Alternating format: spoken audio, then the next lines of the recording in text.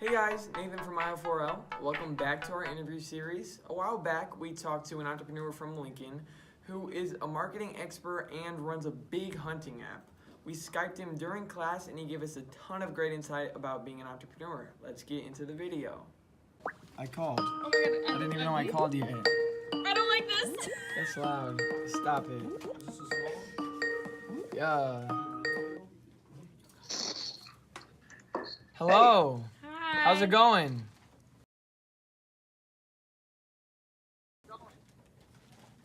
Doing good. How are you guys? Good. I'm doing good. Hey, how does this full screen? I don't know. Nope, Oh, that's no. a snapshot.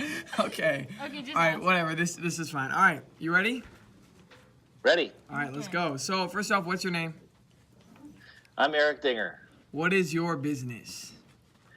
Our company is called Powderhook, and we are a app for hunting, fishing, and all things the outdoors. So can you tell us about how you got to that current business? Sure. Yeah. Grew up in South Dakota, moved to Minnesota to go to high school, and then came down to Nebraska for college, and actually started my first business when I was in college. And spent about 10 years working in that company, and it grew a lot, and then was able to sell that a few years ago. And instead of buying a big farm and retiring, I started a business. And that's what Powderhook is. And I started it because the outdoors and getting people off of their device and out into nature is a great passion of mine. And so that's what we work on every day is we try to get people, young and old, people like the two of you, to unplug and go enjoy being outside, doing whatever it is that you love to do outside. And can you explain the app a little bit? Like, what are some of the functions? What's the purpose of it? Sure. You guys probably know Reddit. Yep. Yeah, so think of it like Reddit, a hybrid of like Reddit and Match.com Okay. for the outdoors. So there's a feed of like conversations going on, funny stuff, cool stuff, a little bit of Reddit. And then the Match.com side of it is we actually pair people up with what we call mentors in our system. So if the two of you wanted to learn to fish, as an example, you can find a mentor in Omaha that would be willing to teach you to fish. Cool. Cool, I like that. So when did you start that business? You said a few years back when you sold your previous Yeah. company? Yep, started in 2013. A funny story is we started and worked for 3 years, almost 3 years, on a way of doing business that is nothing like what we're doing right now. We were working on the outdoors still, or on hunting, but when we first started, we were trying to build like Airbnb for the outdoors or VRBO for the outdoors. Maybe you guys know those websites Yeah. where we were trying to get landowners to let people come onto their land for a fee. So you would basically rent the land by the day, kind of like you do on Airbnb, where you rent a place to stay by the day.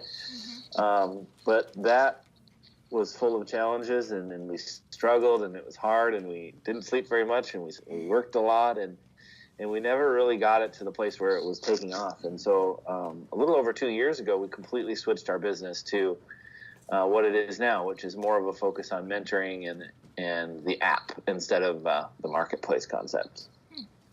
And so far, working on your app and that whole process, what do you like most about it? I like most that I'm challenged. It's hard. All businesses are hard. My first company I started before I'd ever really even had a job. And so I had to learn everything the hard way. And then with this business, it wasn't nearly as hard to get started. But the hard part is just, with an app, you're competing against everybody in the world. And in some ways, you're competing against YouTube and Instagram and Twitter for attention, because there's only so much time people are going to spend on a device or looking for things to do. And so the hardest part is just getting the technology and the network of people that are part of the technology to a point where each person that joins the network gets what they're looking for and has a chance to learn or to grow or to go hunt or fish, and getting people to the place where it's weird because in a system like an app like ours, the technology is really pretty dumb. If you think about like what Instagram is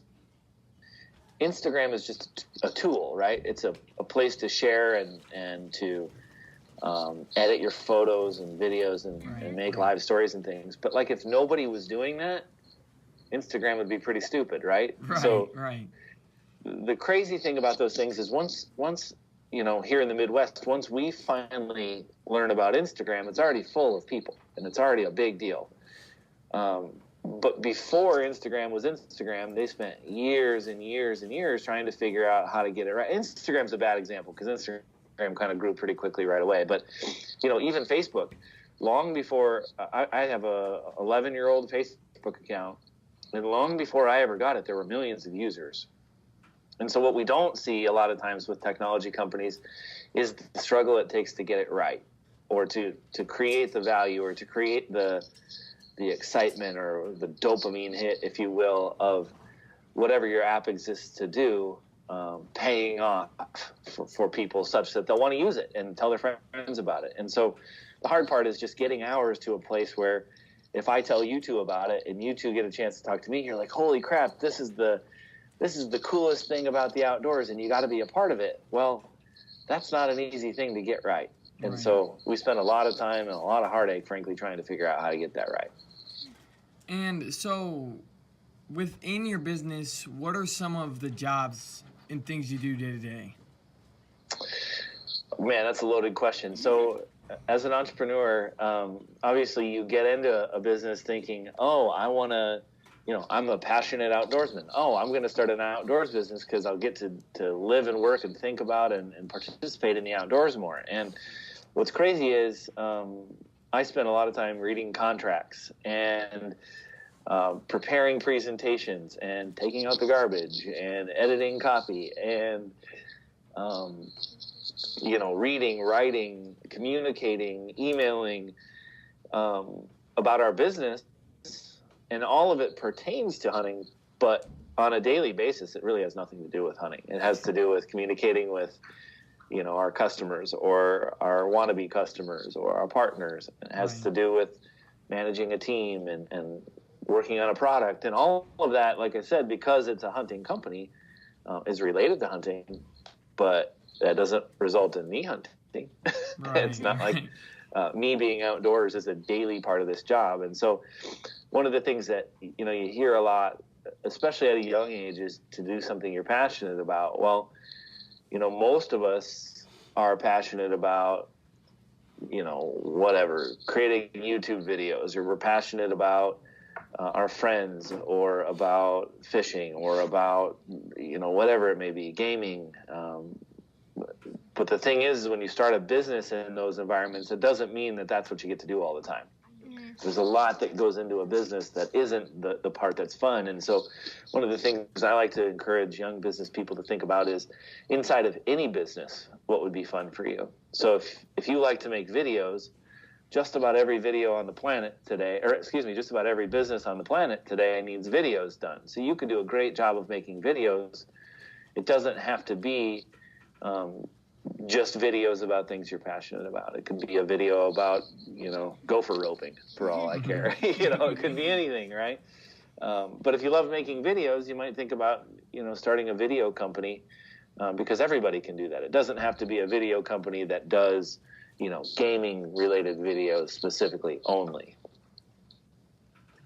So how would you encourage entrepreneurship in that way? Like, would you just say, if you have a passion, go for it, start a business about it? Yeah, so I'll tell you a story. I started my first business when I was 12. It was in a little town in South Dakota. We put a little flyer up at the place in town called the Supper Club, which was the restaurant.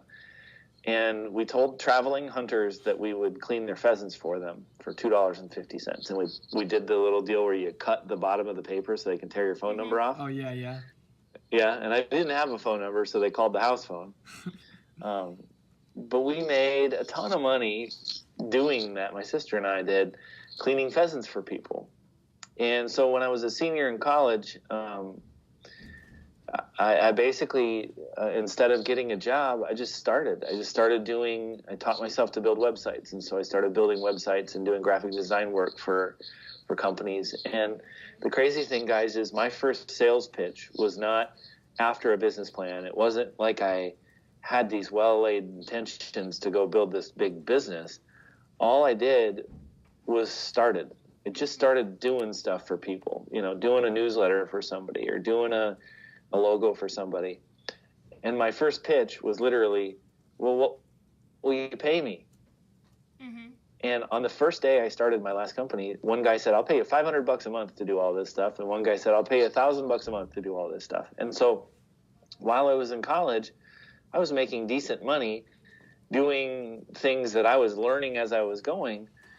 And that business turned into a business with 40 employees and a few $1 million in revenue. And what's neat about that is, you guys live in Omaha, you've seen Scooters and you've seen Complete Nutrition. And so a business I started by building a logo for a financial planner ended up being a business that helped Scooters grow and helped Complete Nutrition grow.